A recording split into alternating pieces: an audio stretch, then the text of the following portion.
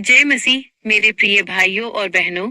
एक बार फिर से आप सभी का मेरे चैनल सच्चाई की मार्गों में हार्दिक स्वागत है। आज का ये संदेश बहुत ही महत्वपूर्ण है। मैं आपसे निवेदन करता हूँ, इस वीडियो को अंत तक अवश्य देखिए, क्योंकि हो सकता है आज परमेश्वर आपसे इस वीडियो के माध्यम से कुछ विशेष कहना चाहते हों। हो सकता है आपके जीवन की कोई प्रार्थना रुकी हुई हो और उसका उत्तर इसी संदेश में छिपा हो। तो कृपया बीच में इस वीडियो को ना छोड़ें। अंत में हम एक ऐसी प्रार्थना भी करेंगे जो आपके आत्मिक जीवन में नई आग जगा सकती है। अब जरा एक पल के लिए सोचिए, अगर एक पेड़ को पानी न मिले तो क्या होगा? अगर एक मोबाइल को चार्ज न किया जाए तो क्या होगा? अगर शरीर सांस लेना बंद कर दे तो क्या होगा? ठीक उसी प्रकार अगर एक विश्वासी प्रार्थना करना छोड़ दे तो उसके आत्मिक जीवन में क्या होगा? आज का ये संदेश केवल जानकारी के लिए नहीं है, ये हमारे आत्मिक जीवन की जांच करने के लिए है।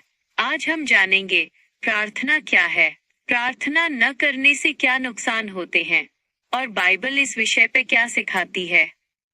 प्रार्थना क्या है? प्रार्थना केवल शब्दों का उच्चारण नहीं है, यह कोई धार्मिक रस्म नहीं है, यह केवल घुटने टेकना नहीं है। प्रार्थना है परमेश्वर के साथ जीवित संबंध। प्रार्थना है अपने स्वर्गीय पिता से बातचीत। जब एक बच्चा अपने पिता से बात करता है तो वो भाषा की सुंदरता नहीं देखता, वो अपना दिल खोल देता है। इसी प्रकार प्रार्थना भी हृदय की भाषा है। यीशु मसीह ने स्वयं प्रार्थना का जीवन जिया। उन्होंने भीड़ के बीच सेवा की, लेकिन एकांत में जाकर पिता से बात की। यदि परमेश्वर का पुत्र प्रार्थना के बिना नहीं रहा तो हम कैसे रह सकते हैं?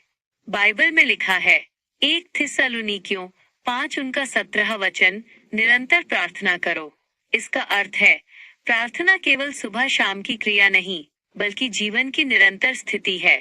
जैसे शरीर को जीवित रहने के लिए सांस चाहिए, वैसे ही आत्मा को जीवित रहने के लिए प्रार्थना चाहिए।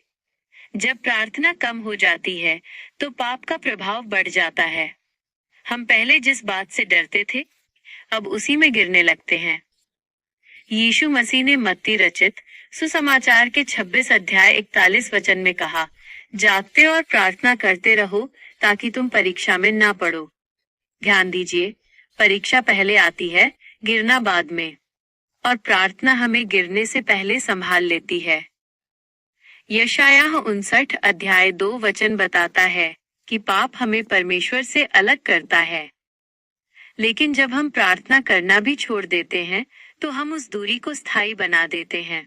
धीरे धीरे बाइबल पढ़ना कम हो जाता है, चर्च जाना औपचारिक हो जाता है और हृदय कठोर होने लगता है। फिलिपियों 4 अध्याय 6 वचन हमें सिखाता है कि चिंता का समाधान प्रार्थना है। जब हम प्रार्थना नहीं करते तो मन में डर बढ़ता है, रातों की नींद उड़ जाती है, हम भविष्य को लेकर घबराते हैं। लेकिन जब हम घुटनों पर आते हैं तो शांति हृदय में उतरती है। राजा सुलेमान ने नीति वचन के अध्याय 3 वचन 5 में कहा, तू अपनी समझ का सहारा न लेना। प्रार्थना हमें अदृश्य खतरे दिखाती है। प्रार्थना हमें सही समय पर सही निर्णय लेने की बुद्धि देती है। याकूब अध्याय 4 उनकी 2 वचन कहता है, तुम्हारे पास इसलिए नहीं है क्योंकि तुम मांगते नहीं। कई बार स्वर्ग के द्वार खुले होते हैं, लेकिन हमारे होंठ बंद होते हैं। भजन संहिता अध्याय 145 उनकी 18 वचन कहता है, यहोवा उन सबके समीप रहता है जो उसको सच्चाई से पुकारते हैं। परमेश्वर दूर नहीं है। लेकिन क्या हम पुकार रहे हैं? प्रार्थना विश्वास की अभिव्यक्ति है। प्रार्थना विनम्रता का चिन्ह है। प्रार्थना निर्भरता का प्रमाण है। जो व्यक्ति प्रार्थना नहीं करता वो अनजाने में ये कहता है, मैं अपने दम पर सब कर सकता हूँ।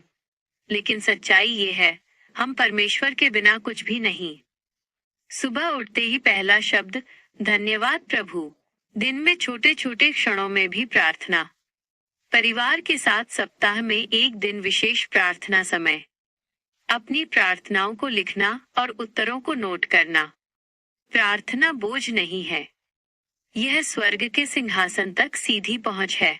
प्रिय भाइयों और बहनों, यदि आपका प्रार्थना जीवन सूखा पड़ गया है तो आज निर्णय लीजिए। आज से आपका दिन प्रार्थना से शुरू होगा। आपकी रात धन्यवाद से समाप्त होगी। अब आइए हम सब मिलकर प्रार्थना करें। हे स्वर्गीय पिता, हमें क्षमा कर यदि हमने प्रार्थना को हल्के में लिया। हमारे हृदय में फिर से प्रार्थना की आग जला दे। हमारे घरों को शांति दे। हमारे बच्चों को आशीष दे। हमें परीक्षा में स्थिर रख। यीशु मसीह के नाम में प्रार्थना करते हैं, आमीन। परमेश्वर आप सभी को आशीष दे। अगर आपको ये वीडियो अच्छी लगी और इससे आपको आशीष मिली तो वीडियो को लाइक करें और हमारे चैनल को सब्सक्राइब करना न भूलें। अपने विचार कमेंट में जरूर साझा करें। जय मसीह।